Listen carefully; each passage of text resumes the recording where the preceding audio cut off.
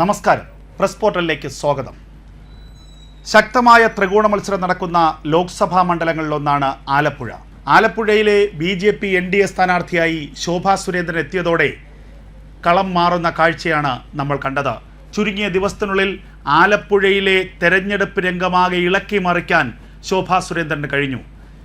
Sitting MP AM ആരിഫിനും UDF സ്ഥാനാർത്ഥിയായ കോൺഗ്രസിൻ്റെ ദേശീയ നേതാവ് KC വേണുഗോപാലിനും വലിയ വെല്ലുവിളി ഉയർത്തിക്കൊണ്ടാണ് ശോഭാ സുരേന്ദ്രൻ ചുരുങ്ങിയ ദിവസങ്ങൾക്കുള്ളിൽ ആലപ്പുഴയുടെ മനസ്സു കീഴടക്കിയത്.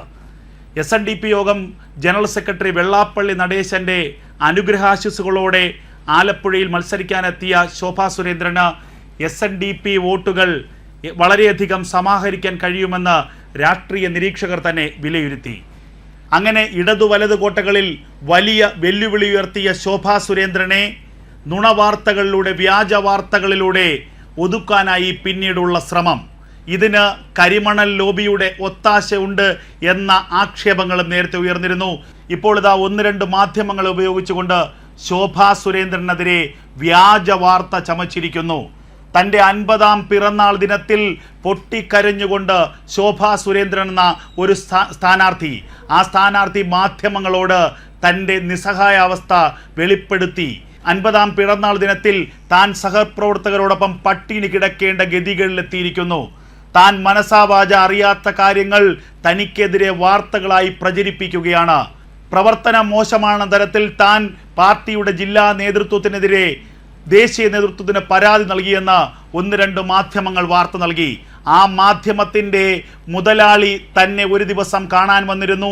വലിയ തുക തെരഞ്ഞെടുപ്പിലേക്ക് ഫണ്ട് വാഗ്ദാനം ചെയ്തു. പണം ആവശ്യമില്ലെന്ന് താൻ കൃത്യമായി പറഞ്ഞു. അതിനുശേഷം ആ മുതലാളിയുടെ ആവശ്യം വെള്ളാപ്പള്ളി നടേശനെ പുകഴ്ത്തി സംസാരിക്കരുതെന്നായിരുന്നു. അത് കഴിയില്ലെന്നും തൻ്റെ നിലപാട് കൃത്യമായി പറയുമെന്നും താൻ പറഞ്ഞു. അതിനുശേഷം ആ മുതലാളി മടങ്ങിപ്പോയി. പിന്നീട് തനിക്കെതിരെയുള്ള ഗൂഢാലോചനയാണ് ആ ചാനലിലൂടെ കണ്ടത്. താൻ പാർട്ടി ജില്ലാ നേതൃത്വത്തിനെതിരെ ഒരക്ഷരം ഉരിയാടിയിട്ടില്ല.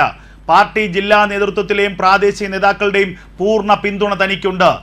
ദേശീയ ജനറൽ സെക്രട്ടറി, സംഘടനാ ചുമതലയുള്ള ദേശീയ ജനറൽ സെക്രട്ടറി വന്നത് പാർട്ടിയുടെ പ്രവർത്തനങ്ങൾ വിലയിരുത്തുന്നതിനും ഏകോപിപ്പിക്കുന്നതിനും വേണ്ടിയാണ്. ചുരുങ്ങിയ ദിവസങ്ങൾക്കുള്ളിൽ കേരളത്തിലെ A ക്ലാസ് ലോക്സഭാ മണ്ഡലം എന്ന പേരെടുത്ത മണ്ഡലമാണ് ആലപ്പുഴ. അവിടെ ശോഭാ സുരേന്ദ്രൻ എന്ന ഒറ്റയാൾ പോരാളി, ആ ഒറ്റയാൾ പോരാളി ചുരുങ്ങിയ ദിവസങ്ങൾക്കുള്ളിൽ നേടിയെടുത്തത് സമാനതകളില്ലാത്ത ജനകീയ പിന്തുണയാണ്. ആലപ്പുഴയുടെ തീരദേശ മേഖലകളിലെ സ്ത്രീ വോട്ടർമാർ, പുതു വോട്ടർമാർ, നവ വോട്ടർമാർക്ക് ഇടയിലടക്കം വലിയ പിന്തുണയാണ് ശോഭാ സുരേന്ദ്രൻ കഴിഞ്ഞ ദിവസങ്ങളിൽ നേടിയെടുത്തത്. ഇതിനെ തുരങ്കം വയ്ക്കാനാണ്, പരാജയ ഭീതി മൂത്താണ് തനിക്കെതിരെ ഗൂഢാലോചന നടക്കുന്നതെന്ന് ശോഭാ സുരേന്ദ്രൻ പറഞ്ഞു. തെരഞ്ഞെടുപ്പ് രംഗത്ത് മാത്രമല്ല, വലിയ അഴിമതി ആരോപണമാണ് മണ്ഡലത്തിൽ UDF സ്ഥാനാർത്ഥിയെ മത്സരിക്കുന്ന KC വേണുഗോപാലിനെതിരെ ശോഭാ സുരേന്ദ്രൻ ഉയർത്തിയത്. കരിമണൽ ലോബിയുമായി ചേർന്നുകൊണ്ട് കോടിക്കണക്കിന് രൂപ തട്ടിയെടുത്തു.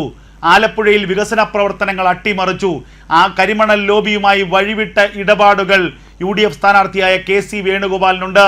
ഇതിൻ്റെ തെളിവുകൾ തൻ്റെ പക്കലുണ്ട് എന്ന് ശോഭാ സുരേന്ദ്രൻ തുറന്നടിച്ചിരുന്നു. ഇതിനെതിരെ നിയമ നടപടിയുമായി KC വേണുഗോപാൽ മുന്നോട്ട് പോകുമെന്നും പറഞ്ഞു.